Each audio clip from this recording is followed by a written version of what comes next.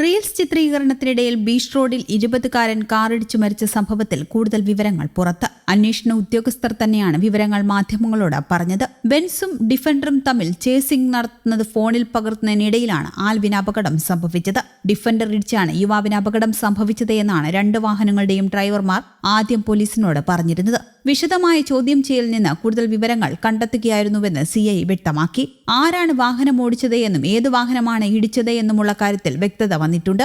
ഇന്നലെ രാവിലെ 7 മണിയോടെയാണ് രണ്ട് വാഹനങ്ങളുടെ ഡ്രൈവർമാരും ആൽവിനും സംഭവസ്ഥലത്തെത്തിയത്. റോഡിൽ തനിക്ക് നേരെ വാഹനം വന്നപ്പോൾ യുവാവിന് കൃത്യസമയത്ത് മാറിപ്പോകാൻ സാധിക്കാതെ വന്നതോടെയാണ് അപകടം സംഭവിച്ചത്.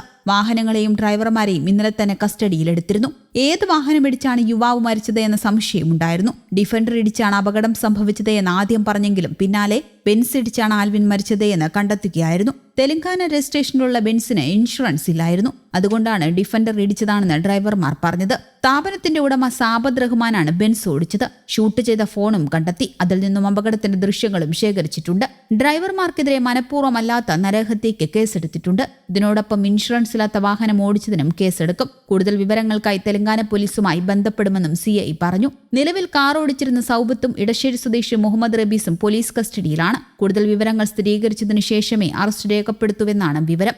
ആൽവിന് തന്റെ ചെറിയ പ്രായത്തിൽ വൃക്ക സംബന്ധമായ അസുഖത്തെ തുടർന്ന് വൃക്ക മാറ്റിവെച്ചിരുന്നു. ഇതിനെ തുടർന്ന് മറ്റ് ഭാരിച്ച ജോലികൾ ചെയ്യുന്നതിന് പരിമിതിയുള്ളതിനാൽ വീഡിയോ എഡിറ്റിംഗ് സ്വന്തമായി പഠിക്കുകയും അത് ജീവിതമാർഗമാക്കുകയുമായിരുന്നു. വിസിറ്റിംഗ് വിസയിൽ 3 മാസത്തോളം ഗൾഫിൽ ജോലി തേടിപ്പോയ ആൽവിൻ 2 ആഴ്ച മുൻപാണ് നാട്ടിൽ തിരിച്ചെത്തിയത്. 999 ഓട്ടോമാറ്റിക് എന്ന കമ്പനിക്ക് വേണ്ടി പുതിയ കാറുകളുടെ റീലാണ് എടുത്തത്. അതിവേഗത്തിൽ കുതിച്ചുവരുന്ന കാറുകൾക്ക് നിയന്ത്രണം വിട്ടെന്ന് തോന്നിയ ആൽവിൻ പരിഭ്രാന്തനായി റോഡരികിലേക്ക് മാറിയെങ്കിലും ഒരു കാർ ഇടിച്ചു തെറിപ്പിക്കുകയായിരുന്നു. തെറിച്ചുയർന്ന ആൽവിൻ റോഡിൽ തലയിടിച്ചു വീണു. നട്ടെല്ലിനും പരിക്കേറ്റു. കാറുകളിൽ ഉണ്ടായിരുന്നവർ ഉടൻ ആൽവിനെ എടുത്ത് കാറിൽ കയറ്റി കൊണ്ടുപോയി.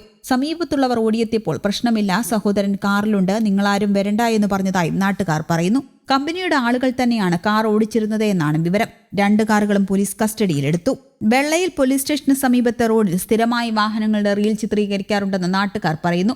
ബൈക്ക് ഉൾപ്പെടെ മുൻപും അപകടത്തിൽപ്പെട്ടിട്ടുണ്ടെന്നും നാട്ടുകാർ പറഞ്ഞു. ഈ ഭാഗത്ത് വാഹനങ്ങൾ അപകടകരമായി ഓടിച്ച് റീൽസ് എടുക്കുന്നതും പതിവാണെന്നും നാട്ടുകാർ പറയുന്നു. അതിരാവിലെ ബൈക്ക്, കാർ, ജീപ്പ് തുടങ്ങിയ വാഹനങ്ങളുമായി എത്തി റീൽസ് നിർമ്മിക്കുകയാണ്.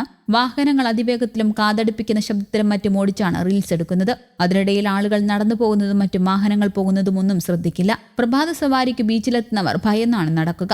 അപകട സമയത്ത് 2 കാറുകളും അടുത്തടുത്തായി ഓടുകയായിരുന്നു. അവ തമ്മിൽ കൂട്ടിയിടിക്കാനുള്ള സാധ്യതയും ഏറെയായിരുന്നു. ഗൾഫിൽ ബന്ധുവിന്റെ സ്ഥാപനത്തിൽ വീഡിയോഗ്രാഫറായി ജോലി ചെയ്യുകയായിരുന്നു ആൽവിൻ. സ്വകാര്യ സ്ഥാപനത്തിന്റെ ഉടമയുടെയും ബന്ധുവിന്റെയും വാഹനമാണ് വീഡിയോ ചിത്രീകരിക്കാനായി ഉപയോഗിച്ചത്. ജോലിയുമായി ബന്ധപ്പെട്ട് ഗൾഫിലായിരുന്ന ആൽവിൻ ഒരാഴ്ച മുമ്പാണ് നാട്ടിലെത്തിയത്. വൃക്ക സംബന്ധമായ ഓപ്പറേഷൻ കഴിഞ്ഞതിനാൽ 6 മാസം കൂടുമ്പോൾ മെഡിക്കൽ ചെക്കപ്പ് നടക്കുന്നതിന്റെ ഭാഗമായാണ് നാട്ടിലെത്തിയത്. അതിനിടയിലാണ് ഈ ദാരുണ സംഭവവും. News desk, Kerala Kaumudi.